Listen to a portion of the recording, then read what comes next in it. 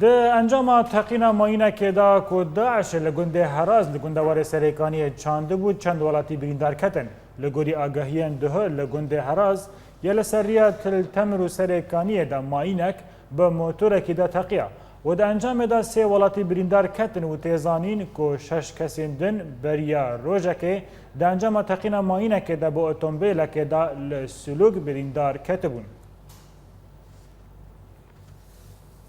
دهل باجاروک عین عیسی یل گندوار رقایه پفشینین تندران برای هزینیه پگوری خستنا داعش درکت بون هولی و تیدا دو چکدار داعش هاتنا کشتن شروانه که یه پگه دا دیار کرن که پفشینین تندران برای پگوری خستنا داعش درودانه و او شر تا دانه سبه دوم کر و شروانی آنی زمان کد انجام پفچونان دا ترومبیل که دوشکا یا ریخستنه تکشکاندن و چکدارین همان ریخستنه جی هاتنا کشتن و سه چکدار جی بریندار کتنه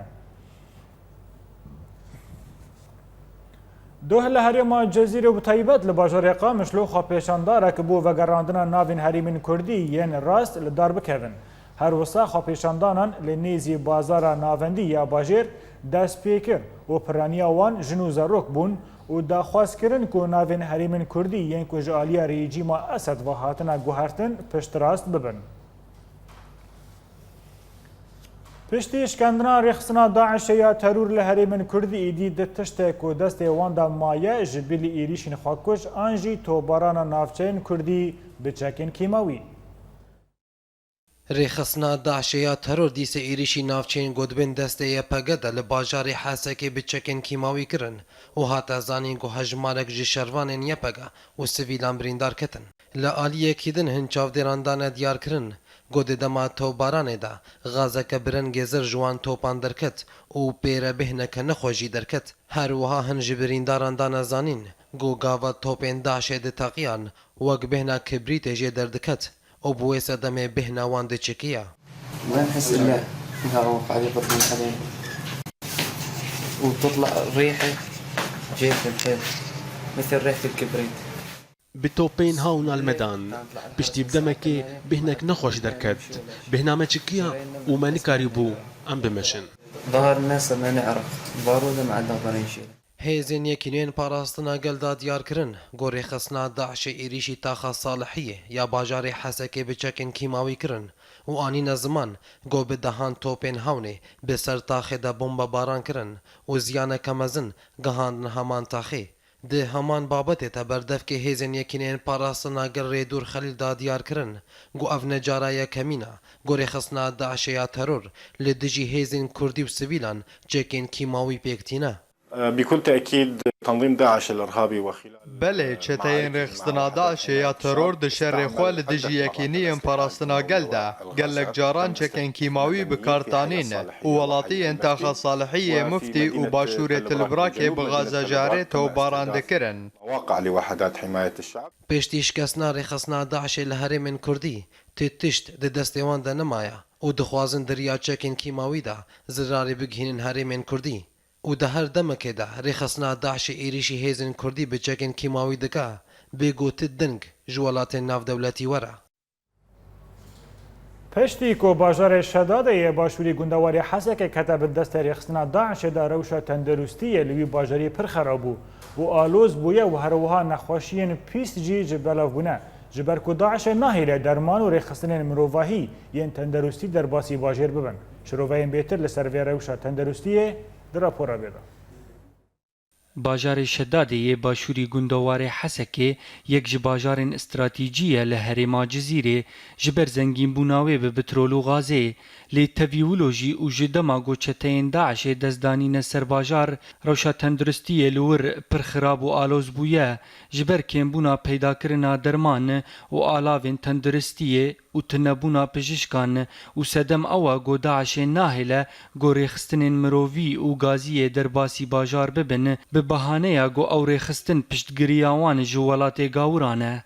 لباجار تنین خوشخانه یک هیا لی او حوجه باجار و نشتجین و بجیناینه و پزشکن تایبت و پسپور تیدتننه جبلی گول شداد تنی سی درمانگه هنه و خودی وان کسنین پسپورن و درمان وان جی درمانکی نباشه لەوما هەنەخۆشیên پîس di nav nişteciyên bajar de belav bûye wek lişmaniya, tîfoîd û hemamaltiya bêhtira wan ji ber kombûna gemarê û belavbûna alavên vegerandina petrolê.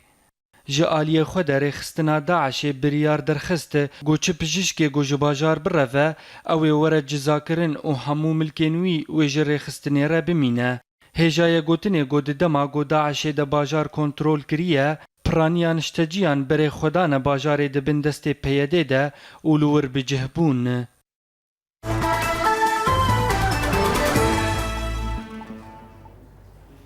Li navçeya Bodromê ya bajarê Mogla li Tirkiyê du belmên ku penaber hildigirtin bi navbûn û di encamê de 12 kes xeniqîne. Hata zanîn ku di hemû kesên di balmê de xelkê Sûrî bûn û îro danê sibê ji bo derbasbûna gerava Kos ya Yunanistanê bibûn. Li gorî zaneyariyan di balmekê de 8 kesin û yê din jî 4 kes xeniqîne û di nav penaberan de jin û zarok jî hene. Her roj bi sedan kesên koçber ji welatên Rojhilata Navîn û Asyayê têne Tirkî û ji wir jî berê xwe didin welatên Ewropa di riya neyasayî ra.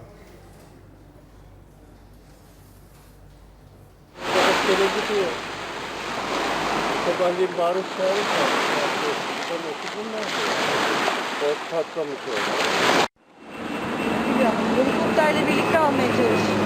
Öyle mi?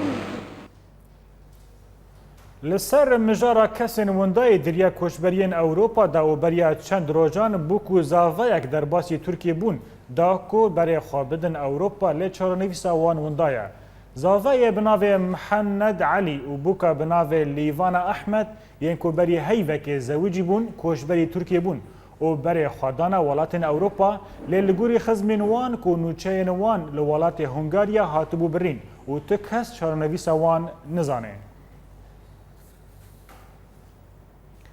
Balyozê Amerîkayê berê li Sûriyê Robert Ford ragihandiye ku Sûriyê bi aliyê parçebûnê ve diçe her wisa Ford di hevpeyvîneke rojnamevanî de ragihandiye ku dê Sûrî were parçekirin û texmîn heye ku Kurd ji Sûrî cuda bibin û eger krîza Sûrî di zûtirîn dem da bi dawî bibe divê sîstema desthilatdariyê dewletê bibe federal da ku hemî pêkhatiyên karibin rêveberiya xwe bikin.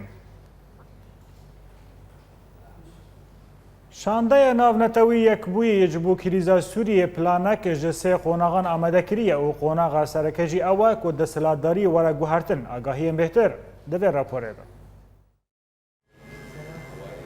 Di heyama tevgera navnetewî bo çareserkirina krîza Sûriyê û rawestandina şer û têkbirina terorê de, şandeyê navnetewî bo Sûriyê Stefan de Mistura însiyatîvek bo çareserkirina krîza Sûriyê diyar kiriye û planek ji sê qonaxan bo çareserkirina krîza Sûrî pêşkêş kir. Her wisa rojnameya El Heya ya Brîtanî ragihand ku de Mistura nexşeyek çareseriyê bo krîza Sûriyê amade kiriye û plana wî ji sê qonaxan pêk tê. Li gorî rojnameya El Heya ku qonaxa yekem jinsiyatîva de Mistura ew e ku rêkeftinek di navbera her du aliyên Sûrî de çêbibe ku şer di navbera hêzên dijberiyê û yên rejîmê de were rawestandin û dest bi diyalogê bikin da ku krîza Sûriyê bi dawî bibe. Qonaxa duyemîn jinsiyatîva de Mistura ew e ku tê de desteyek xwedî desthilat were avakirin û hemî encûmenên leşkerî yên dijberiyê tevî wê bibin û rewşa ewlehiyê jî xurt bikin da ku karîbin desthilatdariyê veguhêzin.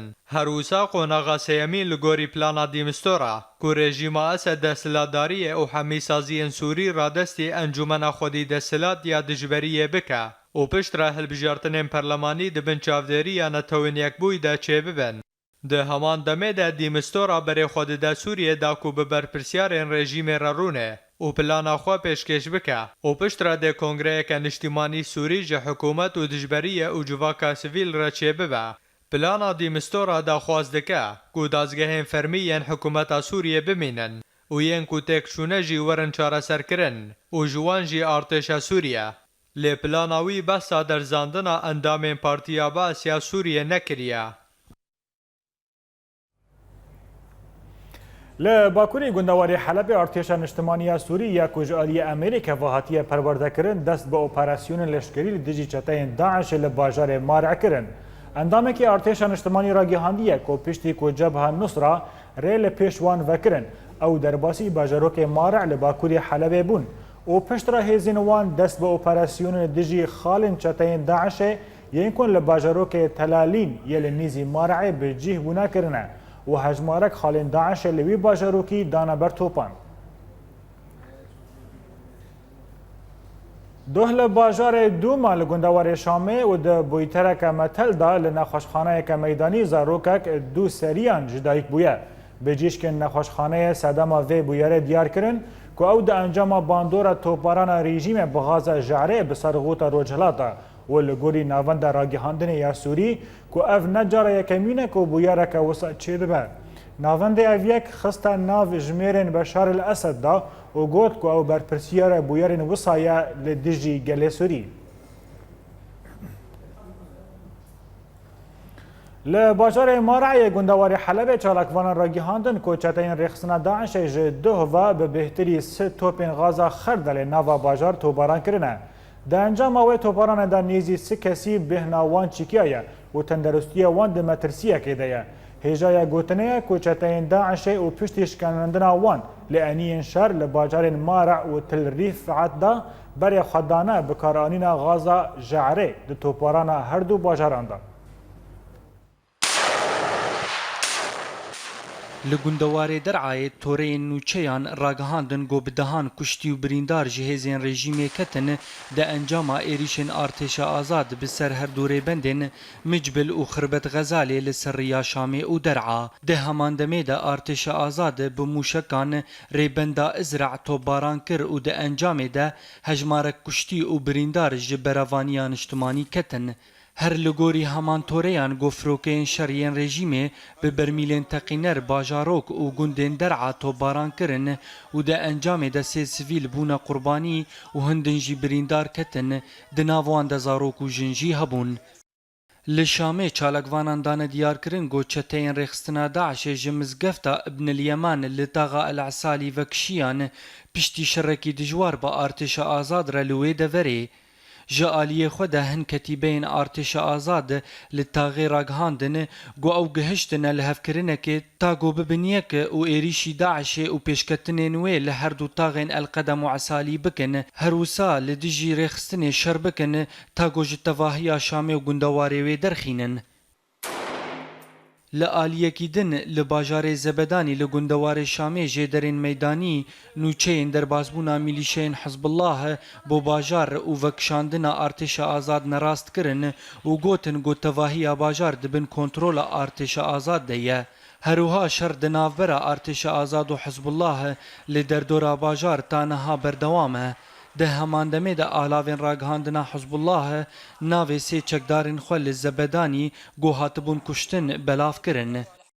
Di mijareke din de û li bajarê Swêdê doh nişteciyên bajar û dibin duruşmeya we em fetisandin xwepêşindanek li pêş parêzgehê li dar xistin tê de sloganên guhertina parêzvanê Swêda bilind kirin. Her wisa jêderên meydanî ragihandin got xwepêşindanên din wê li dar kevin ta got xwestekên wan bicî werin.